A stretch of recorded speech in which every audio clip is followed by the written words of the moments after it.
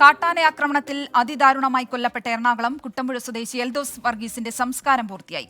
കുറുമറ്റം മർത്തോമ പള്ളി സെമിത്തേരിയിലായിരുന്നു സംസ്കാരം. എൽദോസിന്റെ മരണത്തിൽ കോതമംഗലം DFO ഓഫീസിലേക്ക് ജനകീയ പ്രതിഷേധ മാർച്ച് നടക്കുകയാണ്. വിവരങ്ങളുമായി ശ്രീകാന്ത് ചേരുന്നു കോതമംഗലത്ത് നിന്നും. ശ്രീകാന്ത്, മരിച്ചയാളുടെ സംസ്കാരം പൂർത്തിയായി കഴിഞ്ഞിരിക്കുന്നു. ഈ ജനകീയ പ്രതിഷേധ മാർച്ച് അത് എത്രത്തോളം ശക്തമാണ് ശ്രീകാന്ത്? ഇപ്പോൾ ജനങ്ങൾ എത്രത്തോളം വലിയ പ്രതിഷേധത്തിലാണ് അവിടെ?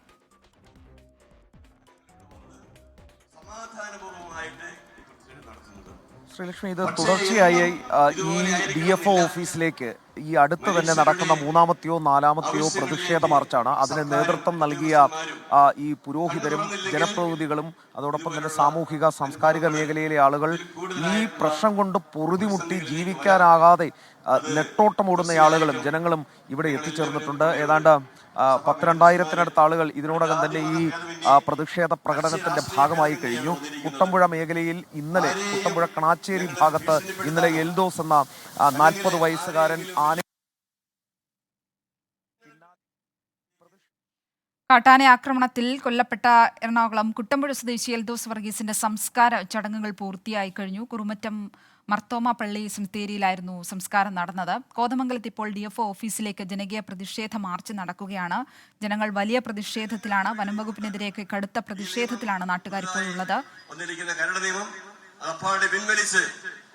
നല്ല നിയമങ്ങള് ജനങ്ങൾക്ക് ഉപകാരപ്രദമായ നിയമങ്ങൾ ഉണ്ടാക്കുവാൻ സാധിക്കണമെന്ന് ആശംസിക്കുകയാണ്. ക്രിസ്മസിന്റെ അവസരം കൂടിയാണല്ലോ. നിരാശയുടെ സമയമല്ല.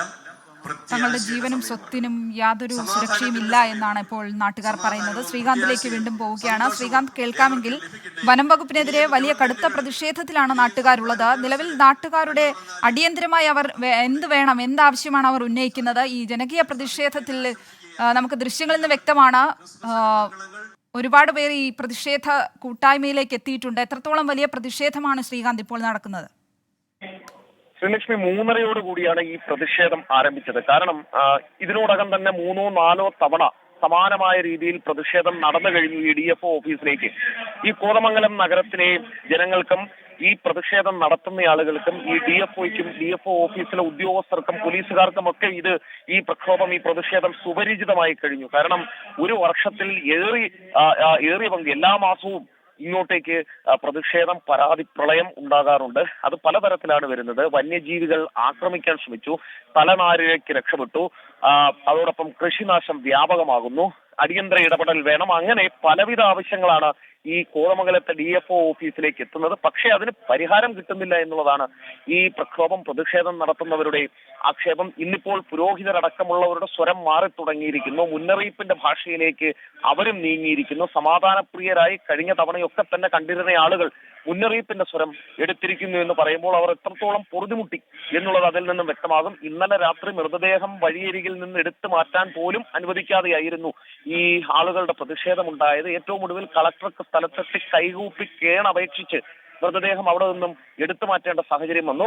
അതിൽ നിന്ന് തന്നെ വ്യക്തമാകും എത്രത്തോളം നിരാശരാണ്, എത്രത്തോളം രോഷമുണ്ട് അവർക്ക് എന്നുള്ളത്. എന്തായാലും ഇന്ന് വീണ്ടും ഒരു തവണ കൂടി മുന്നറിയിപ്പ് നൽകിയിരിക്കുന്നു ഈ ഉദ്യോഗസ്ഥ വൃന്ദത്തിന്. അവർ അവരുടേതായ പരിമിതികൾ പറയുന്നുണ്ട്. ഇതിൽ സ്വാഭാവികമായും ഉണ്ടാകേണ്ടത് സർക്കാർ തലത്തിലുള്ള ഇടപെടലാണ്. കാരണം വലിയ ട്രഞ്ചുകൾ, ഇവർ പറയുന്ന മേഖലയിൽ ട്രഞ്ചുകൾ രൂപീകരിച്ച് കാട്ടാന നിർബാധം സഞ്ചരിക്കുന്ന ജനവാസ മേഖലയിൽ ഇറങ്ങുന്നത് ഒഴിവാക്കണം. 2 ഹാങ്ങിങ് ഫെൻസിങ്, സോളാർ ഫെൻസിങ് സ്ഥാപിക്കണം എന്നുള്ളത് ഇവരുടെ ഒരു ആവശ്യമാണ്. പിന്നെ മറ്റൊരു കാര്യം, ഏതെങ്കിലും തരത്തിൽ അക്രമത്തിൽ പരിക്ക് പറ്റുന്നവർക്കോ അല്ലെങ്കിൽ ജീവഹാനി ഉണ്ടാകുന്നവർക്കോ നൂലാമാലകൾ, നിയമത്തിന്റെ നൂലാമാലകൾ പറയാതെ നഷ്ടപരിഹാരം നൽകാനുള്ള അടിയന്തര ഇടപെടൽ വേണം. ഇത്തരത്തിലുള്ള പല ആവശ്യങ്ങളും മുന്നോട്ട് വെച്ചിട്ടുണ്ട്. കഴിഞ്ഞ ദിവസം പിടിച്ച പിടിയാലെയാണ് പലതും നേടിയെടുക്കാൻ സാധിച്ചത്. പക്ഷേ ഓരോ തവണ ഇങ്ങനെ ആളുകൾ മരിക്കേണ്ടി വരുന്നു ഈ ആവശ്യങ്ങൾ നേടിയെടുക്കാൻ എന്നുള്ളത് വല്ലാതെ ദുഃഖിപ്പിക്കുന്ന, വിഷമിപ്പിക്കുന്ന കാര്യമാണ്. 27-ാം തീയതി ഈ മേഖലയിൽ തന്നെ കളക്ടറുടെ നേതൃത്വത്തിൽ ഒരു അവലോകന യോഗം ചേരുന്നുണ്ട്. അതിൽ ഒരുപക്ഷെ മന്ത്രി അടക്കമുള്ളവർ പങ്കെടുത്തേക്കും എന്നിവർ പ്രതീക്ഷിക്കുന്നു, ആഗ്രഹിക്കുന്നു. ഇപ്പോൾ ആ പ്രക്ഷോഭം, പ്രതിഷേധം അവരുടെ രോഷം പ്രകടിപ്പിക്കുന്നതിന്റെ ഭാഗമായാണ്. കൈവിട്ടു പോകുന്ന പ്രതിഷേധമല്ല നിലവിലുള്ളത്. ശ്രീകാന്ത്, നമ്മൾ ഈ നാട്ടുകാരുടെയൊക്കെ പ്രതികരണം കണ്ടതാണ്. ജനങ്ങളൊക്കെ അത്രത്തോളം പ്രതിഷേധത്തിലും രോഷത്തിലുമൊക്കെയാണ് സർക്കാരിനെതിരെയും വനം വകുപ്പിനെതിരെയും അധികൃതർക്കെതിരെയും ഒക്കെ പ്രതികരിച്ച് നമ്മൾ കണ്ടത്. അപ്പോൾ ഈ അടിയന്തരമായി ഇവർ ഇപ്പോൾ എന്ത് നടപടിയാണ് ആവശ്യപ്പെടുന്നത് സർക്കാരിന് മുന്നിൽ? ശ്രീകാന്ത്, രണ്ട് കാര്യങ്ങളാണ് പ്രധാനമായും അവരുടെ ആവശ്യം. ഒന്ന്, ട്രഞ്ച് കുഴിക്കുക. ഈ ആനത്തറ കാച്ചേരി മേഖലയിലെ ആളുകളുടെ പ്രശ്നമാണ് പ്രധാനം. അവർ ആ പോകുന്ന ഒരു 1.5 കിലോമീറ്റർ ഉണ്ട്, ഒരു 65 കുടുംബങ്ങളിലെ ആളുകൾ ആ പോകുന്നത് 1.5 കിലോമീറ്റർ വനത്തിനുള്ളിലൂടെയാണ്. 6 മണി കഴിഞ്ഞാൽ ഓട്ടോക്കാർ ഓട്ടം വിളിച്ചാൽ വരില്ല. അപ്പോൾ പിന്നെ നടന്നു പോകേണ്ടി വരും, സ്വന്തമായ വാഹനമില്ലാത്തവർ. ആ ഭാഗത്ത് ട്രഞ്ച് കുഴിക്കണം. നല്ല ആഴത്തിൽ വീതിയിൽ ആനയ്ക്ക് കടക്കാനാകാത്ത വിധം ട്രഞ്ച് ഉണ്ടാകണം. 2, ഹാങ്ങിങ് ഫെൻസിങ് അവിടെ ഉണ്ടാകണം എന്നുള്ളതാണ്. സാധാരണ ഫെൻസിങ് ഇട്ടാൽ ആനയെ അത് മരം കൊണ്ട് വീഴ്ത്തി നശിപ്പിച്ച് കളയും.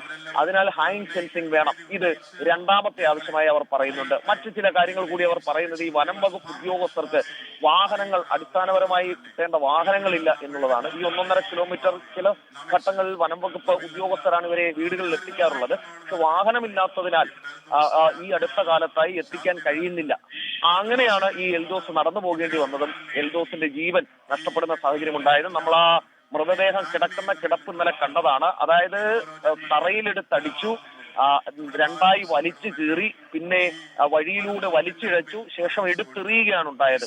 ആ രീതിയിലായിരുന്നു ആ മൃതദേഹം നമുക്ക് കാണാൻ കഴിഞ്ഞത്. അത്ര ക്രൂരമായി, അത്ര വേദനയുണ്ടാക്കുന്ന രീതിയിലുള്ളതാണ് ആ കാഴ്ചയെന്ന് പറയാതിരിക്കാനാകില്ല. പക്ഷേ ഒരു കാര്യം കൂടിയുണ്ട്. ആ വീട്ടിൽ നിന്ന് പോയിരുന്നു നമ്മൾ. അവിടെ ഈ മരണപ്പെട്ട എൽദോസിന്റെ പിതാവ് വറീദും മാതാവും അവിടെയുണ്ട്. അവരുടെ ഏക ആശ്രയമായിരുന്നു 40 വയസ്സായ എൽദോസ്.